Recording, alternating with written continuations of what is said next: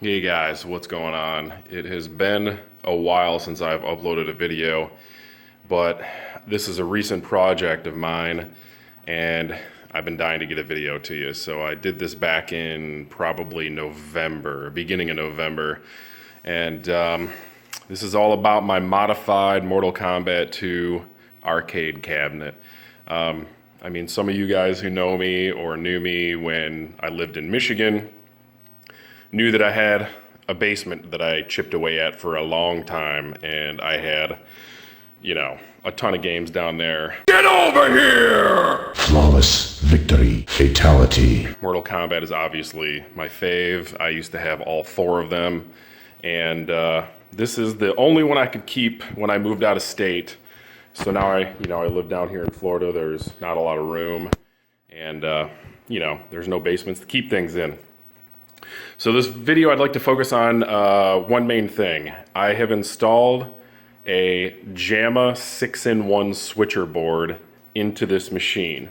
I'm not gonna elaborate on it a ton. There's a million videos out there telling you what it is and how it works and this and that. But basically, it's a board with 6 slots on it, and you can plug 6 different Jamma boards into one switcher, and then with the use of this remote, which I will show you right here, it's got 6 buttons on it, you can see. With this remote, I can fire up any board I want to play. So what I've done with my switcher is I have bought Mortal Kombat 1, Ultimate Mortal Kombat 3, and Mortal Kombat 4 boards, the PCB boards, and I've put all of them in my 6-in-1 switcher. So buttons 1 is Mortal Kombat 1, button 2 is MK2, button 3, button 4, you get the picture. However, there's 2 more slots here. And what I've done with those is I have put a Pandora's Box 4 in switcher slot number 5. And Pandora's Box, I believe, has 645 games on it, which is pretty sweet. And then I've also installed 3201 MAME PCB board in slot number 6. So this machine has roughly, over 3,000 games in it to play. However, the only ones that play arcade perfect are Mortal Kombat 1, 2, 3, and 4, because those are the original vintage arcade boards. So as you can see, the machine is on right now. I'm gonna go ahead and hit button number 1. And you'll see the screen fire up. So what that's done is that's activated slot number 1 on my switcher board, and that is firing up Mortal Kombat 1. Now here's something very important. See how the screen is slightly tilted to the left? When doing this modification, took my monitor control pot here and mounted it closer down to the coin door so I can twist the horizontal. And as you can see, it makes it easy to adjust the left and right on your screen. The reason I do that is because each one of these boards, when you fire it up, it's gonna position itself differently from the other in a horizontal position. You'll see that as I go through, but here we go. There's Mortal Kombat 1. I have everything set up on free play, and I'll get in the back and I'll show you guys what it looks like. I'd like to draw some attention to this badass bezel that you'll see around the screen. I have a bezel that's been made. I used to have 4 different bezels because I had 4 different games, and what they have is they have the move sets on, like right here is Mortal Kombat 1.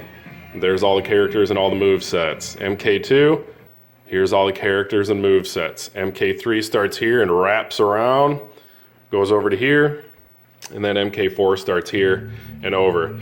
This is the only, to my knowledge, the only custom-made Mortal Kombat bezel that has all 4 games move sets on one bezel. That makes it really easy to quickly figure out what move you're trying to do and pull off the fatality moves or the finishing moves that you're trying to pull off. I had this bezel custom made by my brother, who did such an awesome job on it. I don't know if it's super easy to see with the glare on the screen, but I mean, there's artwork behind it. I mean, he really took his time and just did a badass job on it, so I couldn't be happier.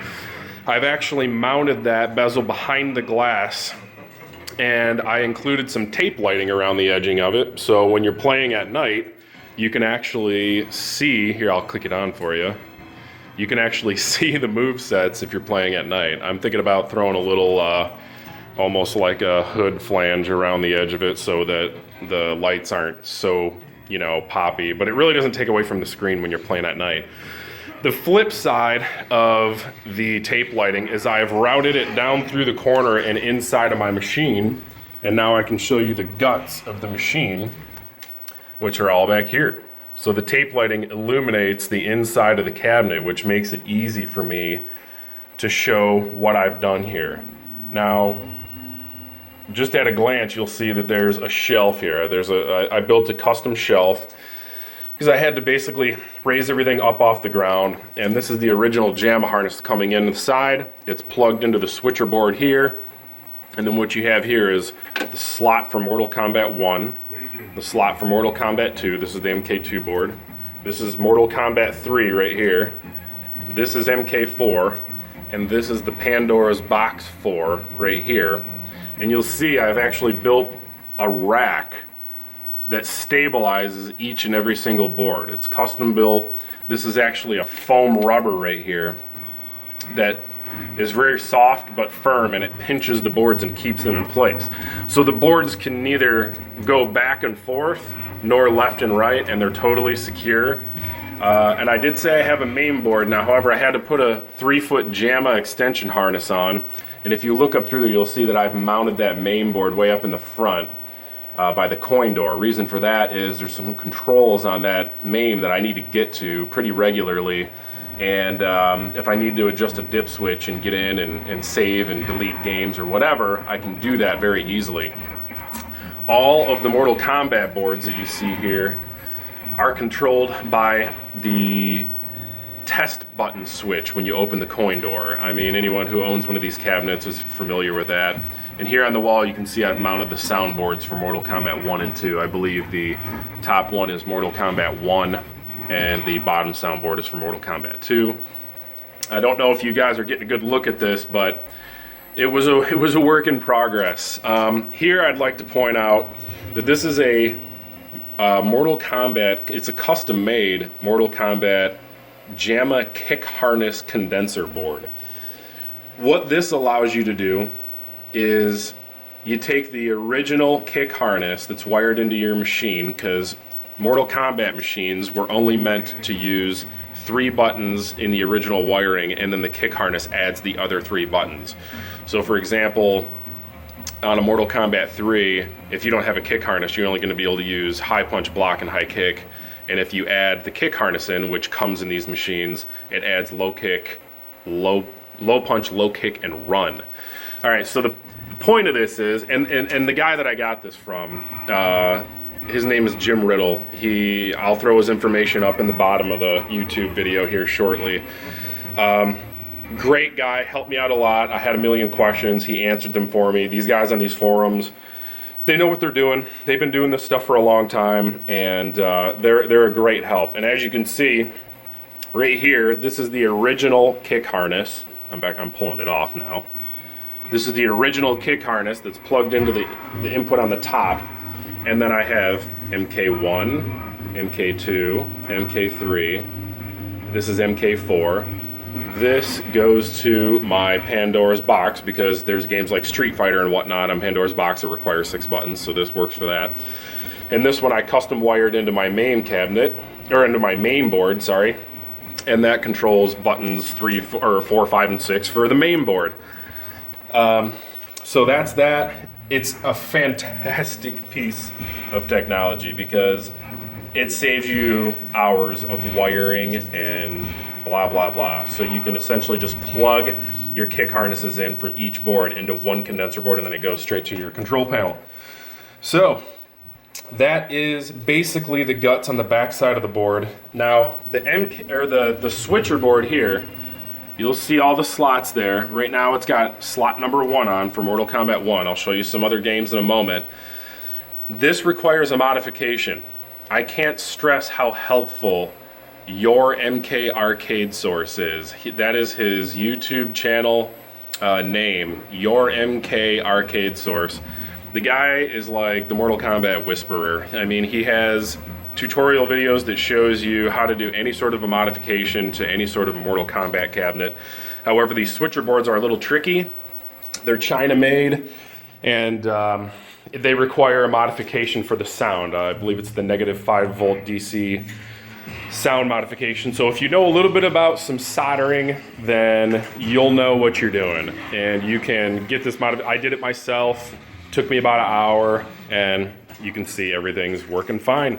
I'll go ahead and show you a couple more games. Here, I'll fire up Mortal Kombat 2.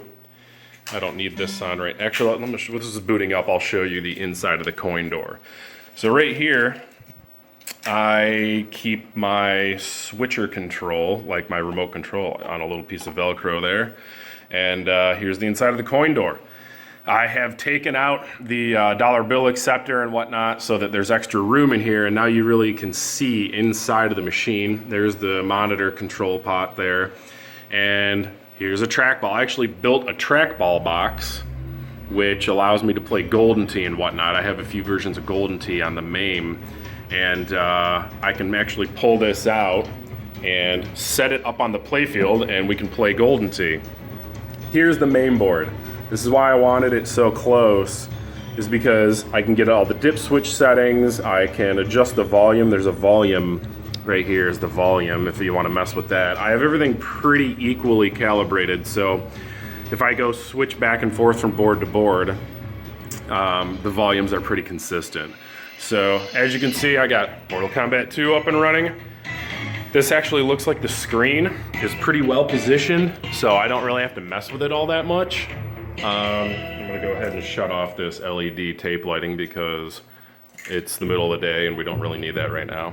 I know the daytime glare on the screen doesn't really do these games justice, but they are bright and awesome when you play them. Let's go through. I'll set up MK3, show you that. So, yep, you can already see that the screen's torn off there on the side, probably a good inch. So I'm gonna go back in here, and I'm going to scoot it over a little bit. I like to scoot it so I can see both white lines on each side of the ROM boot up screen. I can hold a button here and hopefully kind of jump through this a little quicker. So there you go, you can see Mortal Kombat 3 is up and running. Get past this. There you go. Moving right along, let's go to MK4. This is probably my least played, and you'll hear this from anybody who has this arcade collection. MK4 just, I don't know. I like to play it here and there. I'm not a huge fan of it. I think they got a little bit too cartoony with it. However, they did go 3D, so there's something to be said for that. Just didn't quite latch on the way the other games did. So I'll fast forward through this.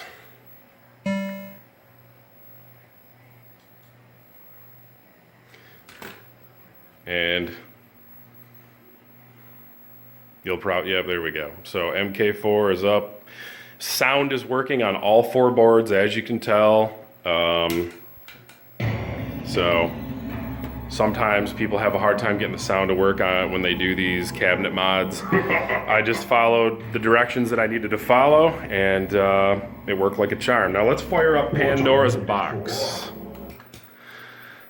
Pandora's Box has this little opening intro. You can't bypass it.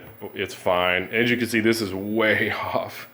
So we're gonna adjust this screen. And that's about right. So as you can hear, there's some music playing up there, and it goes through this intro video, which is fine. It's kind of annoying when you want to play a game quickly and you fire it up and you got to sit through all this crap, but you get the picture. Now with the Pandora's Box, that board does not necessarily just plug and play right into the machine. As you'll see, there's Pandora's Box. And right here, I have a Jamma adapter. That is made by Jamma Nation X. You can reach this guy on Facebook. Very helpful dude. Go ahead and send him a direct message. He responds usually within minutes. He is in Hawaii, so take the time difference into consideration there.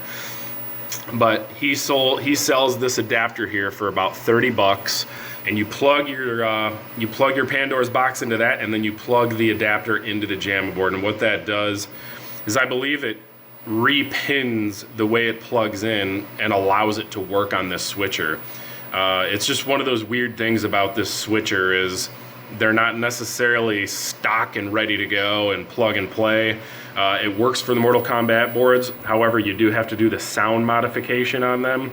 And again, I'll post that link from your MK arcade source in the description below so that you guys can get a look at how to do that. However, the Jamma extender there that goes over to the MAME 30, it's actually 3149 in one is what it says. That plugged right into the Jamma switcher and worked fine. So I had no issues with that. And it's just some food for thought. If you guys are planning on buying the Pandora's box and you're plugging it into a switcher, here is the menu for Pandora's box 4. As you can see, you can go through. It shows you a little thumbnail in the corner of you know, the game that you're selecting. If let's say I want to play whatever, Street Fighter Alpha 3, go ahead and hit, I believe high punch is how it works. Nope. Oh, you know what? My bad. I got a coin up. I actually installed a couple coin up buttons here on the coin door. And the reason being is the MAME board has so many games you have to go into to adjust the free play that it was just better off installing coin buttons. So I made everything as far as the Pandora's box and the MAME board a coin up option. That way you can see I've pressed the button and it's got, you know, 45 credits in it. So every time you push the button once, it credits up 9 credits. So, yep, high punch, plays a little song, and then it'll load your game.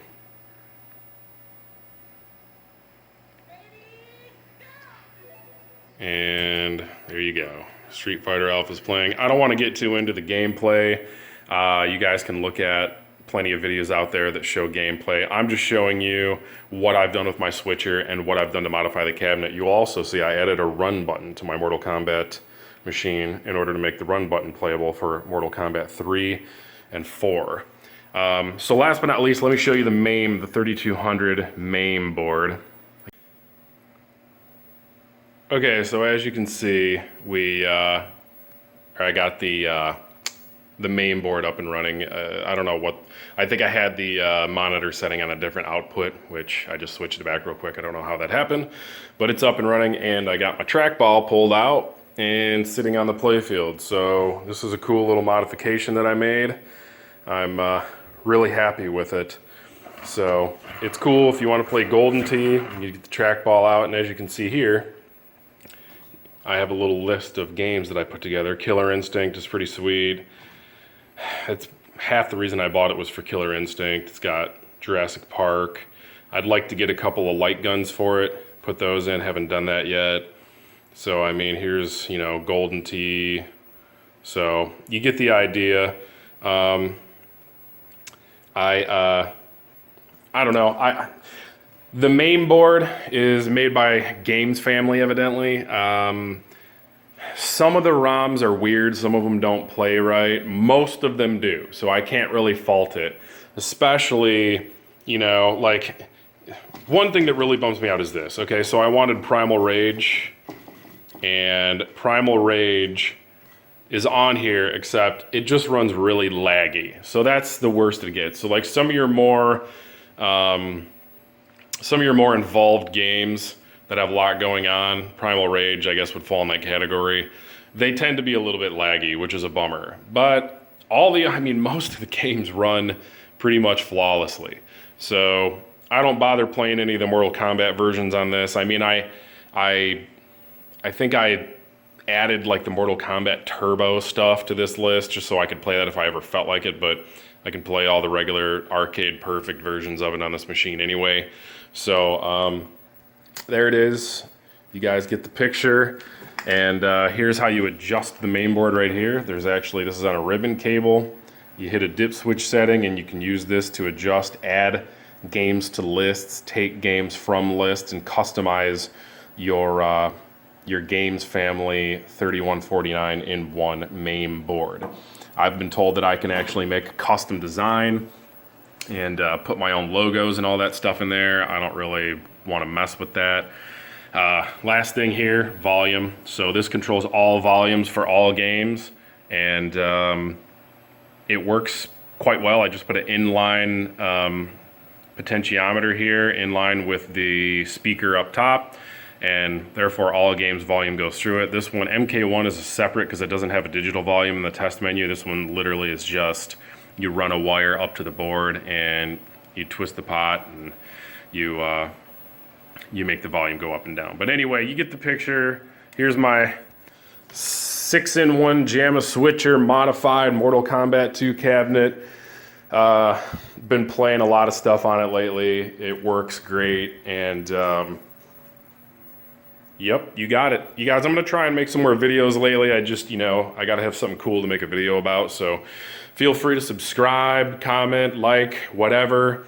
Open to listening to what you guys have to say. And if you're looking for video requests, feel free to leave them in the comments. Tell me what you want to see.